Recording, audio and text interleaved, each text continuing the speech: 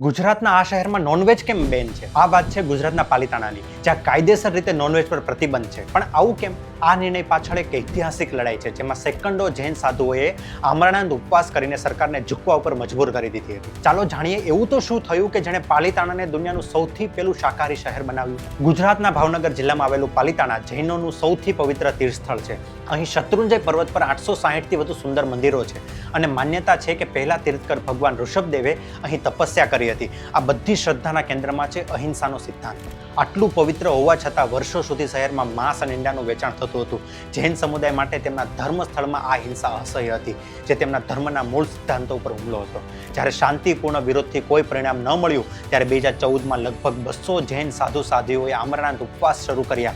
તેમની એક જ માંગ હતી કે પાલિતાણાને સંપૂર્ણ શાકાહારી શહેર તરીકે જાહેર કરવામાં આવે. આ આંદોલનના કારણે સરકાર પર દબાણ વધ્યું. આખરે સાધુઓના અડગ તપ સામે સરકારને ઝૂકવું પડ્યું. ઓગસ્ટ 2014માં સરકારે પાલિતાણામાં માંસ, મચ્છી અને ઈંડાના વેચાણ પર સંપૂર્ણ પ્રતિબંધ મૂકી દીધો. આ નિર્ણય સાથે જ પાલિતાણા કાયદેસર રીતે દુનિયાનું પ્રથમ સંપૂર્ણ શાકાહારી શહેર બની ગયું. તમને શું લાગે છે, આવા નિયમો બીજા પવિત્ર સ્થળોએ પણ લાગુ થવા જોઈએ?